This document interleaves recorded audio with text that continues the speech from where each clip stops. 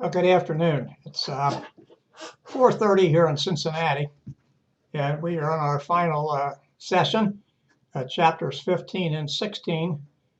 Chapter 15, organization change. Uh, and Just a second, I want to get the exact title of the chapter. Organization change, and what the subtitle of the chapter is summary and integration. Then we will go to chapter 16, even though I don't have slides to say chapter 16. We'll actually talk about chapter 16. It is also organization change, what we need to know. So let's begin with organization change, chapter 15, summary and integration. And hopefully, as you have read through the course, as we've talked through the course, as you've done forum discussions, etc., and your reflection papers, what we're going to present tonight in these two chapters will be a recapitulation of what you have learned and hopefully will reinforce what you've learned. So let's look here at the beginning here about Gladwell's book. Remember Gladwell's book, The Tipping Points, the 8 Principles. And I think the salient thing to look at here is the second bullet.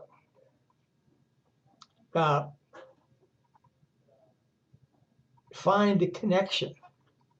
Notice there it says planning the process. And then look what it says after that. How to spread the virus and cause an epidemic. Well, obviously, you're not going to try to infect people with some sort of a disease, but you're trying to infect them with the message that we need to change.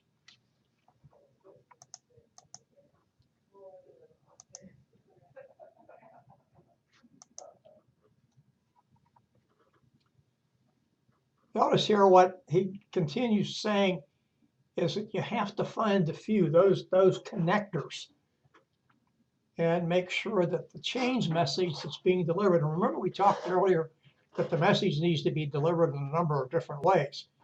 That the message sticks with people, not only sticks with people, but resonates with people. So they see this visually, because hopefully you're doing some kind of presentation that would show them what needs to be done and how it needs to be done, and also bringing that in conceptually as the message is delivered in more than one way, visual and audio, and et cetera, et cetera. And the last part of this is we have to make sure that the goals we're laying out are attainable. Now, remember, we talked early on that we ought to have goals at the beginning that are easy to achieve. And because they're easy to achieve, now I don't mean they're simple. And when I say easy, maybe that's not the right word to use. Maybe we should be, somewhat challenging, but they're not overly difficult. And people can see that progress is being made. Then you're going to have greater buy-in than you had at the beginning. And remember, we also talk, change is not linear. So if people can see wins at the very beginning of the process, they'll be less complaining, less resistant when they see things kind of unraveling a little bit as the change moves along.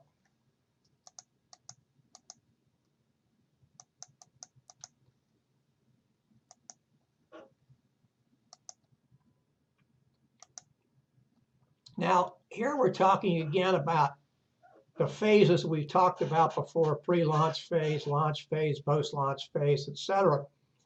And notice here what he's saying. And again, this is from The Tipping Point and the principles here. And Berkus espoused these throughout the book.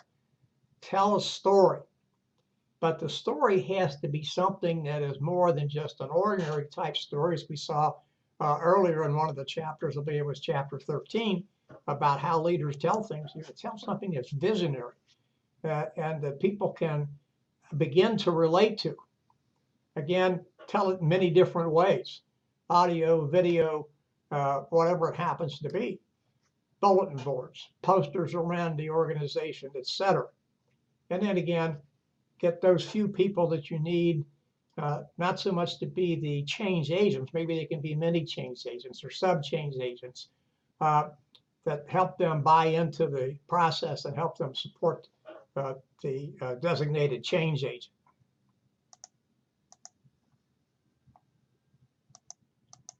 So now we've got past the the pre-launch phase. Now we're into the launch phase. And again, remember, we want to get these early instances of the change out quickly to people. Let them see them, let them digest them, internalize them. Maybe that's the same thing. But have it so that they're going to be able to accomplish something in a rather quick fashion, and that it will be easy for them to do that. And then here he's talking about connectors, but look, he's broken down the connectors into two different types: mavens and salespeople. A little bit different. The maven is a person who really is into this thing and has ingested the whole thing, and it really becomes a believer in this. And he or she really promotes what's going on. Now, the salespeople are a little bit different. Notice that they're not promoting, but they're persuading. They're showing why this is a better thing to do. This is better than brand A, which is our current situation.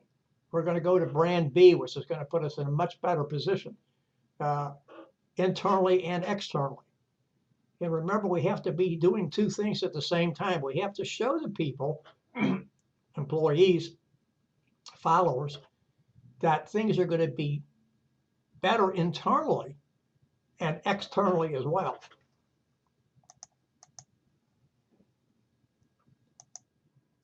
Now here's the post-launch phase. And again, look what we're doing here. We're retelling the story. We're getting our connectors, our mavens, and our salespeople back into the area to, as the slide says here, the bullet says, overcome resistance. We know, or we should expect that we're going to have resistance along the road. Some of it is going to be overt. We're going to be able to see it very, very quickly. Some of it is going to be latent, and it's going to be this buried in the back of my mind type thing. I really don't like this. I haven't figured out why, but something's going to come along, and I'm going to know why I don't like it. So that's what these mavens and salespeople and connectors are here to do. They're here to not to break down the resistance. They're to overcome the resistance. If you break down resistance, you probably have not eliminated it. All you've done is you've beaten it into the ground, and it's going to come back out of the ground sometime because you've not eradicated it. You've not gotten rid of it. It's still there.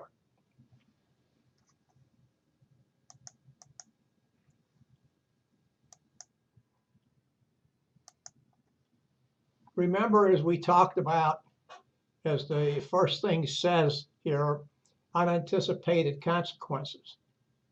We talked early on that the change is not linear. It's going to go like a corkscrew, although there will be areas of evenness, even within that corkscrew, as the way it was shown. There'll be some areas of evenness, and some things we'll be able to overcome without much difficulty. But in the corkscrew, we're going to be going around somewhat in a loop. Maybe find themselves. So notice what he is saying here. Expect issues. Don't allow the issues to become obstacles, and address them as quickly as possible. If you let them fester, they'll become more than just barriers and obstacles. They'll become outright roadblocks. and you won't be able to get past them. Remember, if you think about a barrier or an obstacle, there are usually ways to get around them. But a roadblock means that, you really stopped. You can't go any further. Your progress is impeded. So that's something we need to pay attention to. And they need to be addressed and need to be corrected as quickly as possible.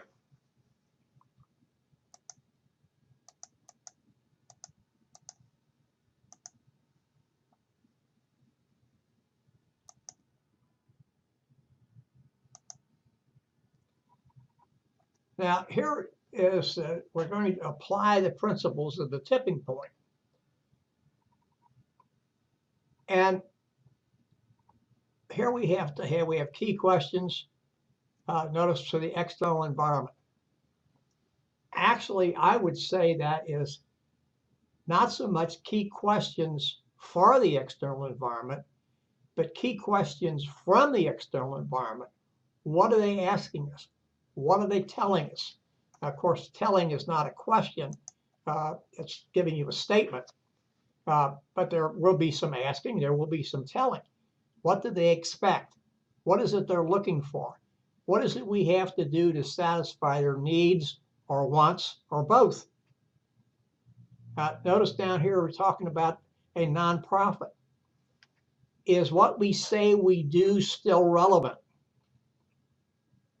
In other words, if we help the disadvantaged, now you can put anything you want to the disadvantage, and I'm only using that as hopefully as a broad enough possible term. Do we need to hone that in? Do we need to speak differently about who the disadvantaged are that we're helping? Because no matter how large you are, you're probably not going to be able to help all the disadvantaged. So do we need to make our message clearer? Do we need to pinpoint it? How do we compare against those that we compete against? Pardon me. Do we have benchmarks in place? In other words, do we benchmark our practices against the leader in the industry? How do we stack up? Do people trust us? Do we make the products that they want? How do we get the right employees? What is it that we do to make our message better? Now, we can talk about pay, we can talk about benefits, we can talk about a number of things. What is it we need to do to attract people? There are 3 ways in pay. You can lag the market, you can meet the market, you can beat the market. Or exceed the market is probably a better way to say that. What kind of benefits do we need to offer? What is it that we really need to do to get people to come here to work for us? Are we able to deliver what we want to deliver based upon the technology we have? Not only information technology, but the technology we have to make our products and services. Or do we need to make changes? All things that we really need to consider.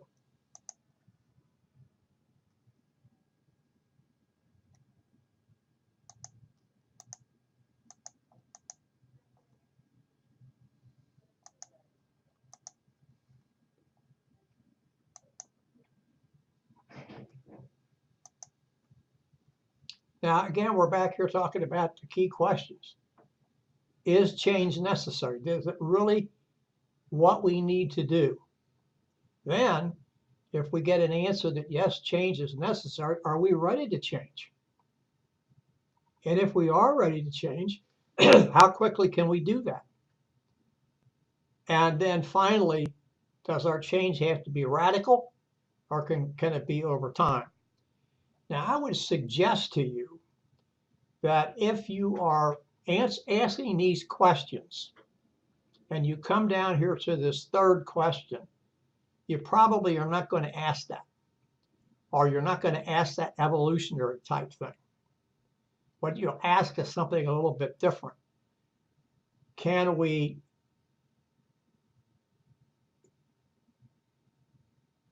continue to implement continuous change? I was trying to think of something different, so I didn't use continue or derivative of continue twice, but my mind wasn't working quickly enough. So can we keep continuous change? Will that keep us ahead of the market? Will that keep us ahead of our competitors, et cetera, et cetera? Or do we need to really revolutionize things? So you need to ask those questions. Again, here we're continuing with Gladwell's tipping point. Now we're down to the fourth question. Do we need to transform? Now, look at the case that we had in the book about British Airways. They went through a transformational process. I don't know if they had been left to themselves, and I'll explain that in just a second, if they would have transformed. Let's suppose that the British government simply said, we're going to sell British Airways to the highest bidder. And the highest bidder came in and saw an organization that was successful in doing what it did, not necessarily as successful as it became. Would they have done radical change, revolutionary change? We don't know that. What Margaret Thatcher did, whether you liked Margaret Thatcher or didn't like her policies, is that she said, hey, you guys have to stand on your own 2 feet. We're no longer going to support you. And as I said before, it probably was a good thing to do, because governments should not be in the business of operating a business. Governments are not built on efficiency. They're not supposed to be built on efficiency. Yes, they should be as efficient as possible. They should do the things they're required to do, but they're not into the bottom line. Should they conserve resources? Yes. Should they be prudent? Yes. But they're not the same as a business. They're not there to make a profit. It's not their bag. Okay, so now if we do need to make a change, what has to be fixed? Or as the slide says, what has to be transformed? How do we get from where we are to where we want to be? And do we have to transform everything? Now, I would tell you, if you're talking about radical change, and I think each of you have said this in various and sundry ways throughout the course, yeah, you're talking about changing everything if you're under radical change. And if we look at what British Airways did, that's exactly what they did. And remember, you don't change culture by changing culture. You have to change behavior. So that's not an easy thing to do.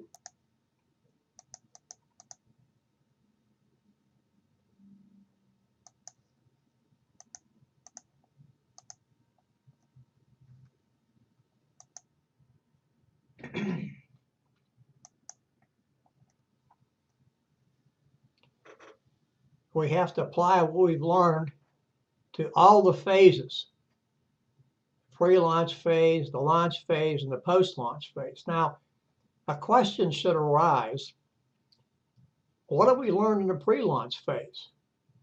Well, you should have done some sort of shakedown before you brought this thing out as a pre-launch phase. In other words, you should have looked at it. What do we need to do? Run it by some people, et cetera, and get some kind of feedback, like a focus group or something of that nature, to find out if you're on the right track. Have you addressed the things that you need to do, that you need to address, so that when we get out here to the launch phase, we're going to have what we need.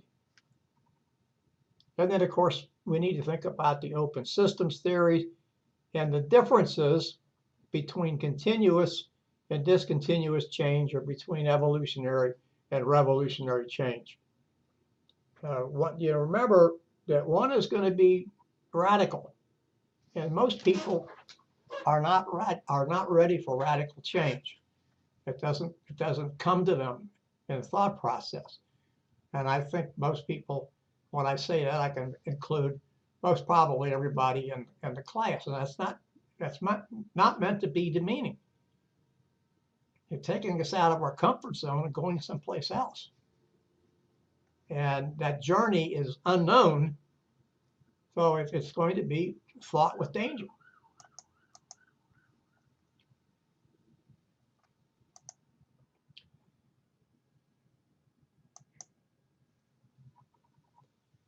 Now, again, we're kind of continuing what we just said here.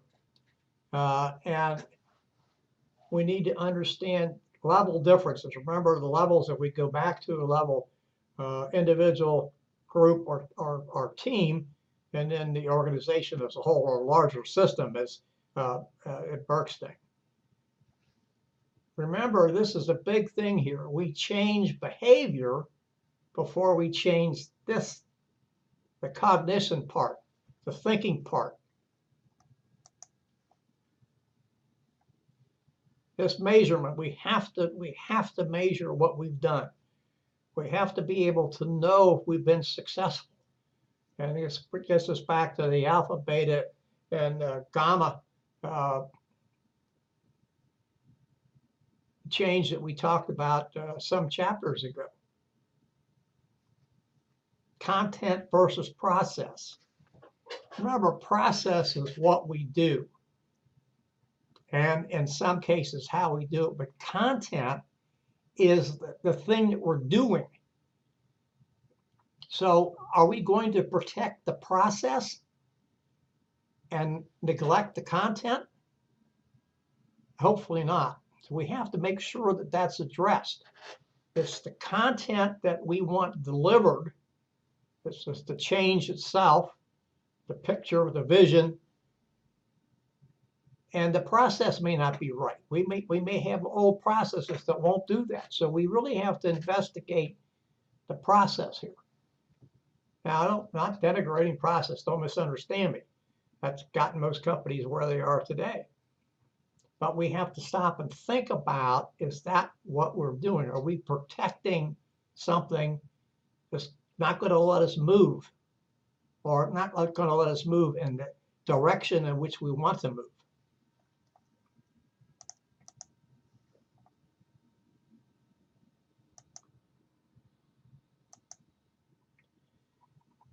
Now here, we're talking again about organization of 6 points, again, of launch, post-launch, etc., sustaining sequence. We need to look at organization models. Now, a number of models are presented here in the text. None of them are completely comprehensive. So what do I mean by that? None of them are going to take you from point A to point Z if we're concerned about the alphabet. Some are better than others. Some are going to give you what you want and not everything that you want. Some are going to give you some others. So maybe what you do is you look and take the best points out of several. But if you're thinking about change, if you're in an organization thinking about change, you're in some place along either the decision-making process or the part that's going to implement change, you should look at one of these models. And the models will give you some type of direction, or at least point you where you in a way that you want to go. Maybe that's the same as direction. Are they going to tell you how to do it? Most likely not. And the reason most likely not is no one model fits everything. So you're going to probably be taking pieces and parts from here and there, and that's not a bad idea. Remember here about transformational change. It requires deep cultural change. So you're not going to be able to do this on the surface. It just won't work. And you have to remember that. You have to get that in your mind, and you have to translate that to everybody who is into this change business, and the folks who are on the fence, and the folks who are resistors, and everyone else.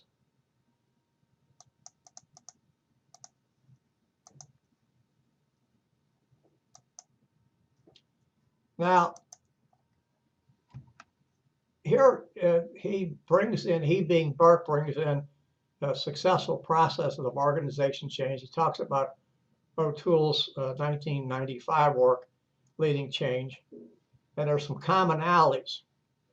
And the first one is a given. If you don't have top management buy-in, you're not going to get anywhere. notice that the next thing is that the change is built on the organization's successes, its strengths, its values, etc. So you're not changing that, although remember, values could be changed, but that's really difficult. So you're building upon something that has gotten you where you are, and you're not destroying everything. Now, that's not meant to say that destruction doesn't have to be done in some cases.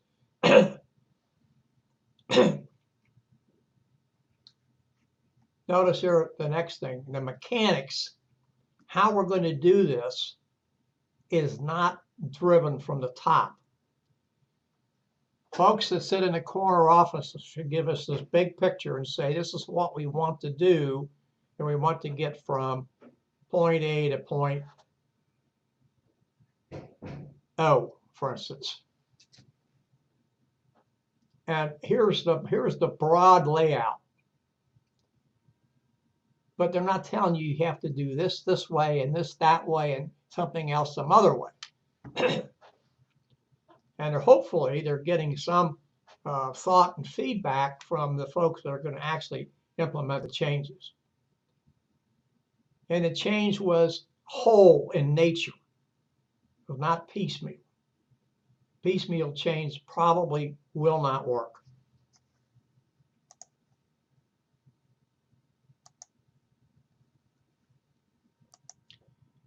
Now here's the other parts of it. The change was planned, made in the guts of the organization.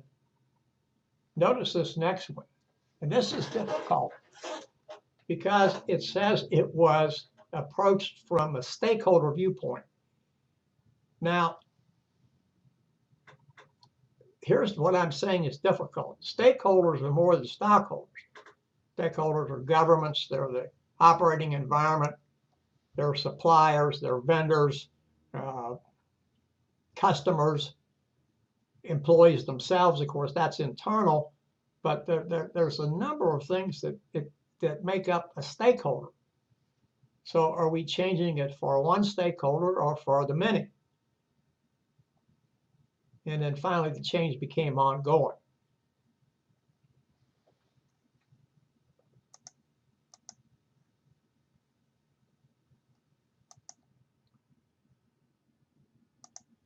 Notice what this first bullet here says. That stability is the opposite of effectiveness. Now, you would think that that's an oxymoron. But we have to stop and think about that. Remember, stability talks about status quo, and that means we're in a sort of a non-change mode.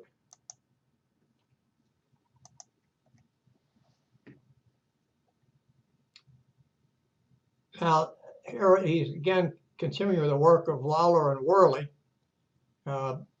built to change 2006, 6 organizational dimensions to address.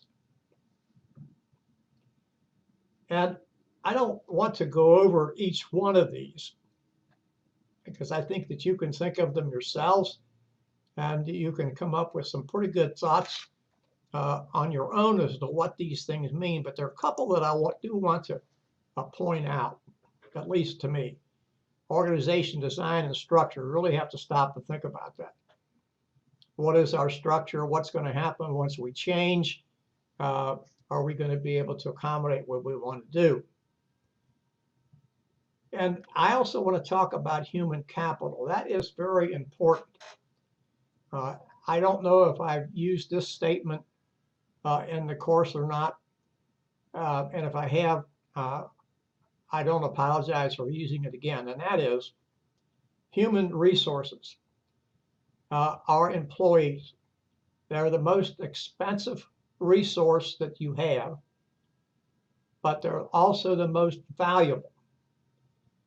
So here it means, and by the way, when we get into some of the slides that don't exactly identify chapter 16, There's not 4 more chapters, there's only this chapter and chapter 16. Now we're going to talk a little bit more about this. But you really have to make sure you get the right people. Now, I've mentioned before there are 2 philosophies in hiring. There's a job-based fit. That means that the candidate or candidates have the skills, knowledge, and abilities that are associated with the job. So the candidate fits the job, job fits the candidate. It's a good melding. The other one is organization fit, where the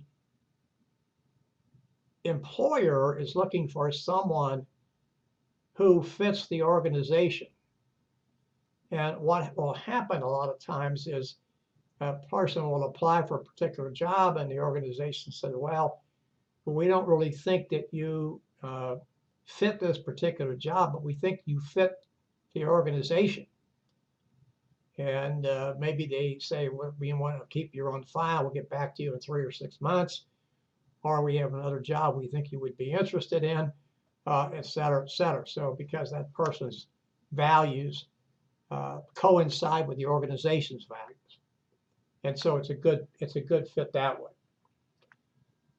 And then you can look at some of this on page 346 of the text to help you digest a little bit more than what we have here.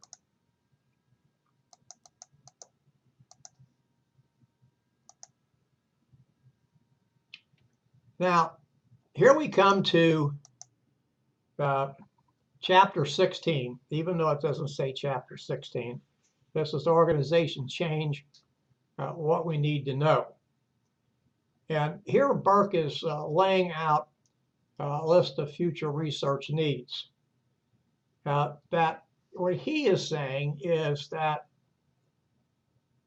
when people talk about and write about organization change, these things need to be considered and researched. For instance, the process of organization change.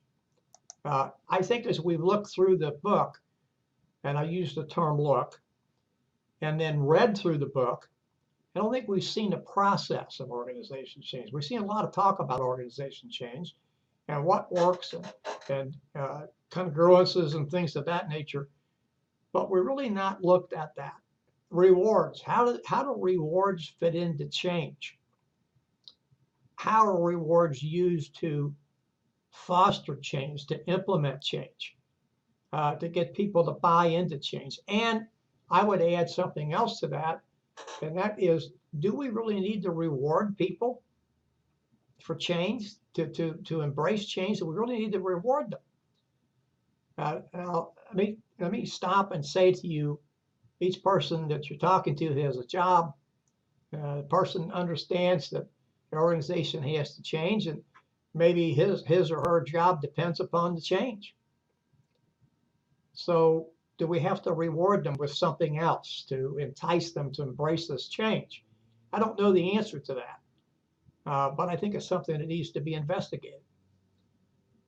Teams and teamwork. Now, what I like here is the focus is on teams and teamwork as opposed to groups.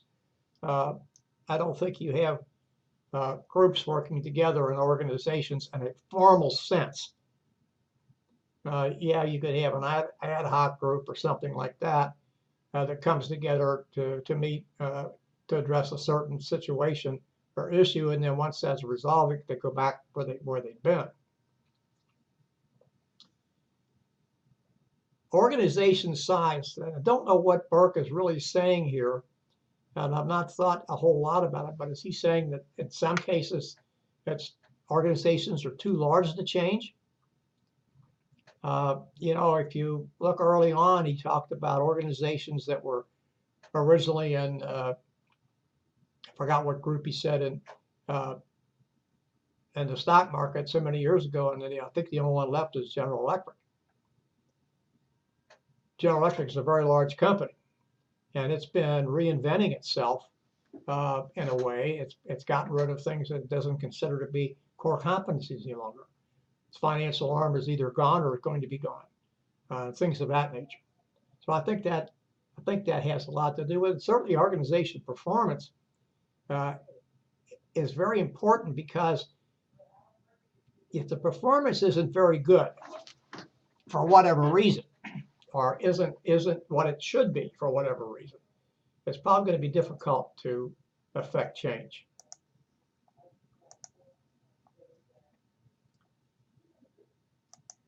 Burke is considering continuing here, and I'm really not going to talk too much about the first two bullets, but I want to talk a little bit about 3, and that's leadership. And of course, it's really important that the leadership be looked at and seen and investigated in an organization before it contemplates change, because if you don't have the right type of leadership, now I'm not talking about individuals, I'm talking about the right type, the change is not going to be very effective. So look at all that they talk about here: power, politics, self-awareness. People, we've talked about that before. Leader-follower relationships, behavioral complexities. All, all of those things impact on leadership, and organizations need to know that, understand that. And Burke is saying not only do they need to know it, but there needs to be research into that aspect of change, if the folks who are doing the research are going to provide something that is meaningful. Now, he also talks here about, by the way, I'd like to go back to 20 just for 1 second, and that is to mention that in the self-directed part, flatter organizations tend to be a little bit better at that, and they're a little more nimble, because they're not so hierarchical in nature. Now he's saying here, and we're going to talk about these as we go along in these slides: attributes for deeper knowledge, structure, loosely coupled systems, network, resistance to change, leadership, selection and development, and then learning agility.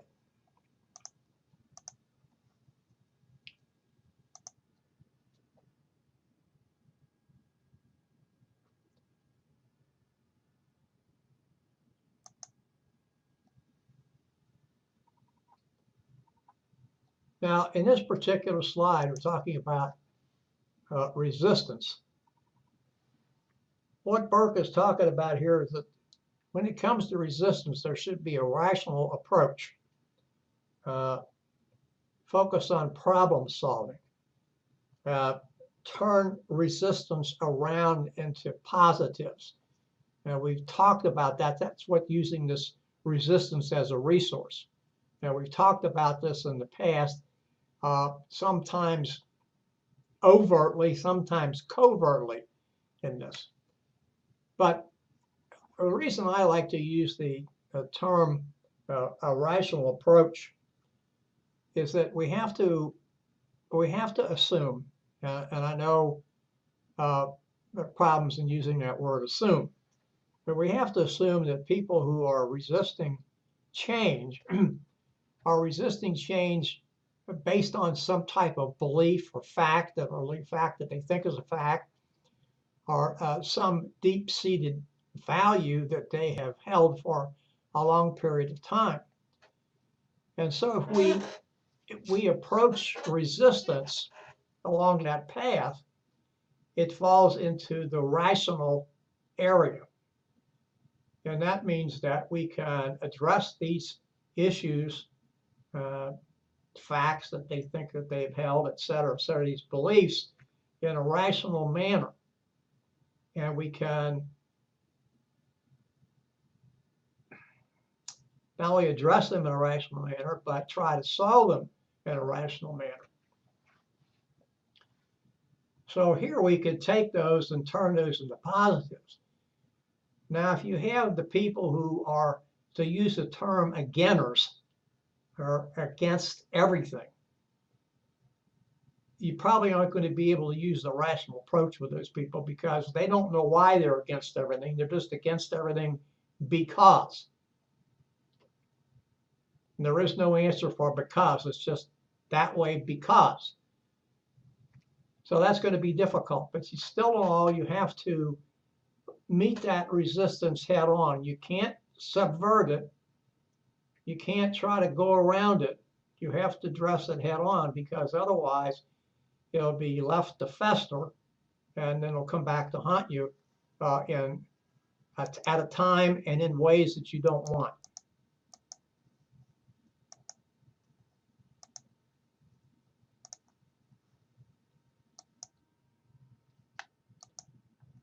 Now here again, we're talking about attributes for deeper knowledge, and I said we would be revisiting these.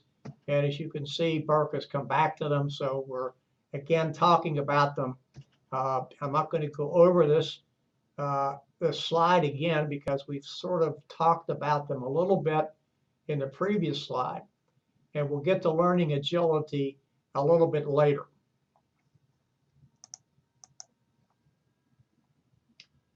Now, here Burke is talking about what he refers to as the complex resistance concept, and he has a number of terms in here, and of course they don't all come to the rational approach. Talks about removing freedom of choice. Well, what are you talking about here? Are we actually restricting somebody or taking something away? That's possible that change will do that. And if that's true, that has to be shown to be a positive and not a negative. Well, you're running into some real problems here. Is, at least as far as I'm concerned, are several here. Blind resistance, as people just blind become, because ideological resistance is very difficult to overcome. Now, all you have to do is think about our current political morass, I prefer to call it, on the federal level, and probably in some cases at various state levels. And that is, we have ideologues on both sides of the political spectrum. And they don't like to compromise. It's my way or the highway. And we see that. We see that with the case of the federal, of the Supreme Court nomination by the president. The opposition to the president is saying, well, we should let the next president, let the voters decide in November who the next president is going to be, and they'll let him or her nominate the next person. But in fact, we've had numerous nominees to the Supreme Court and the presidents last year in office. Some cases didn't know it was going to be his or her last year, but that's what it turned out to be. So what the president is saying, he said, it's my responsibility under the Constitution to nominate someone. It's your responsibility under the Constitution to advise and consent. So in my way of thinking, if the opposition doesn't want this guy to be, does have to be a man, to be the next Supreme Court justice, they should simply go through the process, come to a vote the person down. Why not hold the hearings instead of being digging a line in the sand, and then they don't get the outcome they want in the November election. And they may wind up with somebody that is even more of an ideologue than the current nominee is, who, by the way, doesn't appear to be an ideologue. Now, I'm not telling you that I think this guy's the best person that was nominated. I'm not saying that. I'm just saying that there's responsibility on both sides of the avenue, Pennsylvania Avenue. Ambivalence, that's really sometimes it's kind of hard to overcome with people. Well, you know, I don't see it. What's in it for me, and et cetera, et cetera. So That may take a little bit working. Psychological can be close to the same as ideological, and it may be most difficult to overcome. And then systemic problem has its own issues as well. Now, here Burke goes from where we just were and changed to talking about leadership biases. And here, what he's really speaking to uh, is how we select leaders as replacements. And he uses some interesting terms here: cloning effect. I want somebody like me, or who is more like me than somebody else. And so we look at these things here, and then he talks about explicit traits, and implicit would be an image stereotype, which same as cloning in a way. So notice what this slide starts out with: leadership selection biases. And this is something that really has to be thought about when you're selecting someone for a leadership position. Do you really want somebody that's just like you, that's going to give the same answers that you do? It's not going to look at the situation differently than you do, not going to see different shades of gray than you see. We aren't comfortable, pardon me, we aren't comfortable when we get somebody that we put into a leadership position or another position with which we have, or know that we're going to have some type of conflict. Now, conflict isn't always bad, by the way. Conflict is only bad when we don't manage it. We don't try to do something about it. So this is what this is talking about. We have to be careful when we are promoting people for our leadership positions that we're simply not perpetuating ourselves. And we have to get people with different viewpoints.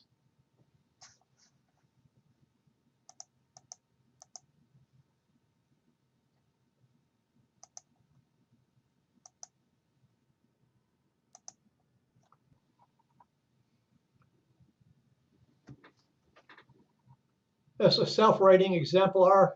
I'm not going to go through all of this, but there are a couple of things we need to think about here.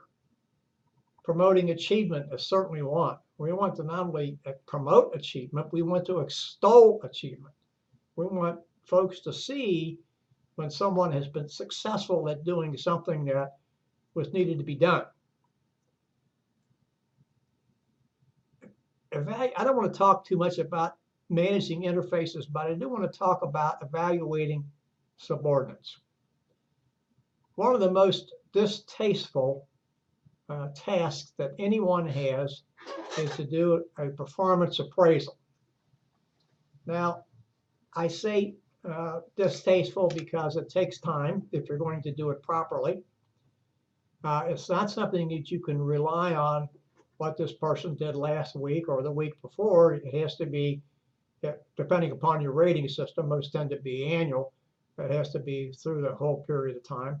How are you keeping track of what this person does and making sure that you're rating this person, evaluating this person based upon published standards? And too often we don't do that. We do other things. We think we're being objective when in fact we're not. Not that we set out to be anything other than objective, but we're not as objective as we want to be. So it's really important that subordinates, especially those being considered for promotion. And remember, you don't promote people based upon what they did. You promote people based on their demonstrated potential to handle the next higher position. You don't promote them just because they did a good job here, because the next place may be substantially different than what they're doing here. New tasks, new priorities, etc. So we have to think about it in that fashion. So it behooves people to make sure that subordinates are evaluated correctly.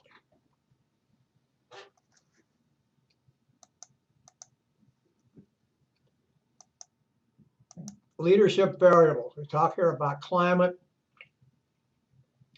Remember, climate is different than culture, and self-awareness. That leader has to be aware, pardon me, of his pluses and minuses, and make sure that that doesn't spill over into other things.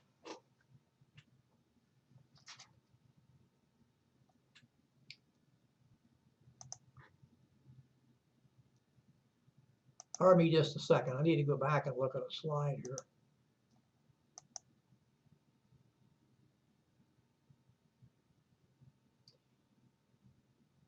Okay, right.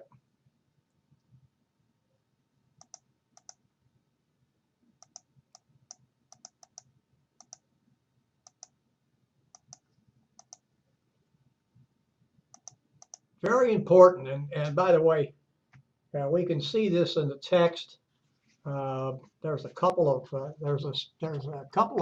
tables on leader our work unit climate on page 363 and 364. And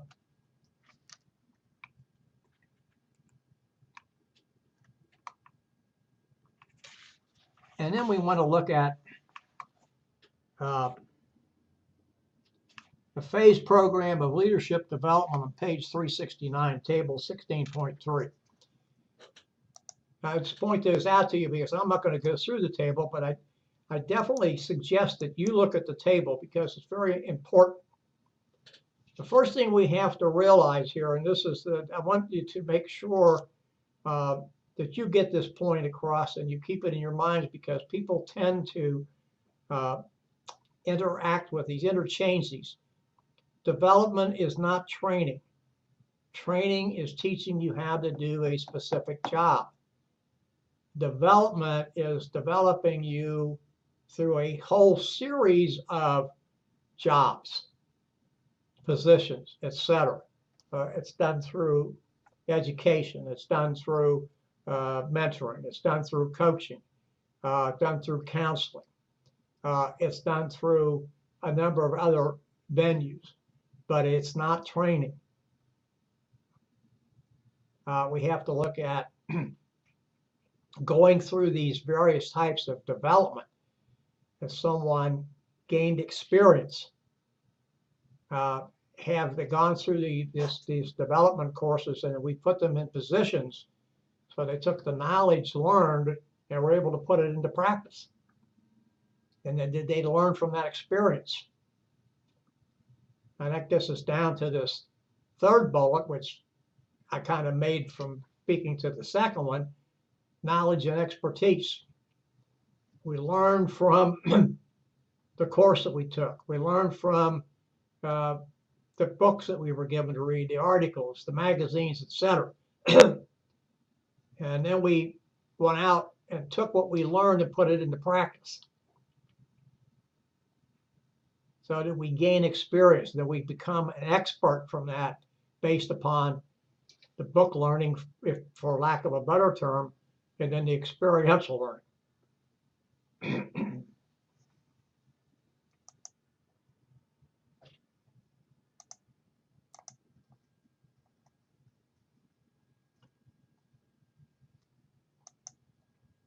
Now, Burke is talking here about leadership knowledge. And I want to talk just about a couple of things here. And I think communicating is very important. Each of you in one or more of your forum posts have talked about communication and how important it is, and feedback and how important it is, which is a form of communication, obviously. But we have to think about here a bullet that really comes to mind, and that's executive temperament development. I talked to you last week or a week before about Chainsaw Al Dunlap, whose temperament was, let's come in and off everything we see as being overhead. Let's reduce our costs. We're not going to care about the experience we're throwing out the window. We want to keep our costs down, keep our overhead down. That the right way to do things? I would suggest to you it's not, but that doesn't mean to say that people who aren't doing their job shouldn't be terminated. I'm not suggesting that. What I'm saying is that you have to have a good temperament, as Burke is saying here, to be able to carry out your duties. You shouldn't be reacting to everything you see right off the bat. Take some time and internalize things. Maybe get some suggestions. Look at some options before you start making changes. There's no question about value setting and modeling. If people see the chief executive officer and the senior executives getting away with things that a rank and file are punished for, what can you expect? People aren't going to follow that person. We talked about, most of you have written about transformational leaders and what a transformational leader does. And one of the things that is in the text, and I think you probably found in other texts throughout your course of studies, is that a transformational leader sets high standards of ethical and moral conduct.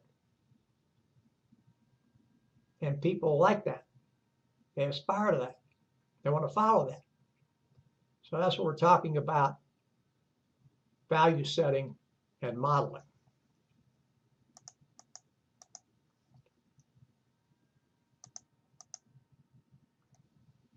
Here we're talking again, leadership development phases, obviously selection.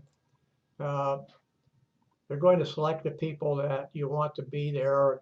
You have to make sure that the selection is done properly and appropriately. And that you're picking the best person has demonstrated the greatest potential.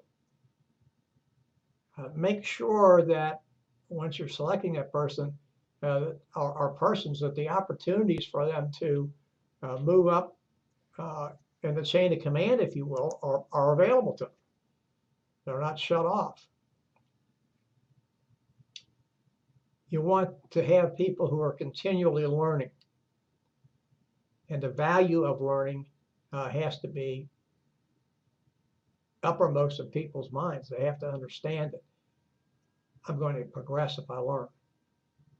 And what it's going to mean to me as an individual, what it's going to mean to the organization as a whole. Then, of course, you have to evaluate how well your development program is going. Is it doing things for you that you wanted to do?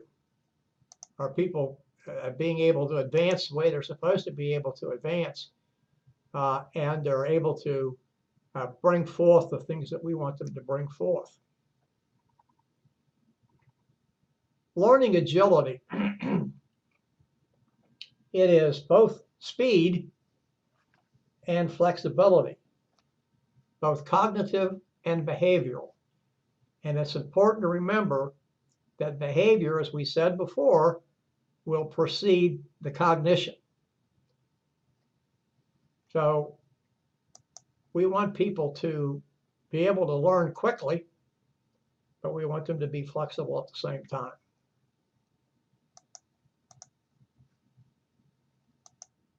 These are some learning agility behaviors. I think the first three really kind of fall together if you stop and think about it. If you're exploring something, you're going to do the other two things as well. Experiment and exploit. It's important to persevere in what you're learning. But it's also important to reflect on what you've learned and see how that learning can change you and change the organization, and what you can get out of that learning. We read things and then we need to go back and reread them. Or we see things and we need to go back and see them again. I remember when I was in the Army, we had a training film that was put on by the Army Training and Doctrine Command. And the general in charge, General Starry, had a great resume, and he was well thought of, but he talked in a monotone. And so it was very difficult to listen to General Starry and sitting in a classroom and stay attentive. I don't mean that to be a slam at General Starry. If anybody knew General Starry, I'm not demeaning what he did. I'd seen General Starry's film in from start to finish, and in various different training videos, what they were called, in very different settings. Not completely through, but probably completely through between 5 and 10 times. Probably saw it completely through in at least 3 different settings, and then caught snippets of it other times when other people were being indoctrinated, for lack of a better term. And yet the last time that I remember seeing his film, I had been promoted to a different position. Well, I've been promoted to a new position, a new rank in the Army is a better way to say that. And he said something in that training film that I had never heard before. And it was only because I now had a different rank. And so what I'm saying is that in reflecting upon what we've learned, we should reflect upon it now, and we should reflect upon it later when we have a new position or we're doing something different, because that meaning is going to change. And that's how we learn, and learn continuously. Well, I don't have to say much about this particular slide. If you don't have trust, you're not going to have much of anything. No trust, there'll be no change. So we have to have people of good character envisioning the change, and people of good character who are going to be the change agents. And finally, and this is very important here, and that is the concept of mistrust. And Burke has a fairly comprehensive sidebar, except it's not on the side, framed of things called On the Psychology of Trust on page 373 and 374 in the text. I don't know, because it doesn't say here, or at least I can't find it, whether Burke took this from someone or that is his, and he convinced the publishing company to put it in this framework. Notice what he says here. If we have to repair the trust we've lost, it's not going to be accomplished overnight. It is very difficult to gain that back. Once lost, people will always look at you with some misgivings. You probably have to take small steps to get it back, and you'll have to show a gradual improvement if you expect people to be able to come back and trust what you're doing. Obviously, trust is always gained through openness and transparency. Well, at 5:34, almost 5:35, we've come to the end of chapters 15 and 16. There is no lecture discussion question this week. You have enough in the way of assignments to do. I've been fairly gratified with your responses in the forum section. I think that you've each learned from each other, and I suggest it's hardly suggest that if you have future courses and you have forum discussions, that you do interact with each other. That's how we learn, interactions, and seeing different viewpoints and getting different perspectives on things. So I thank you for your attention tonight and your attention through these 8 weeks. And I look forward to having you again if that's possible. If not, if this is your final course or one of your final courses, I certainly wish you well in the pursuit of your degree. Thank you and good night.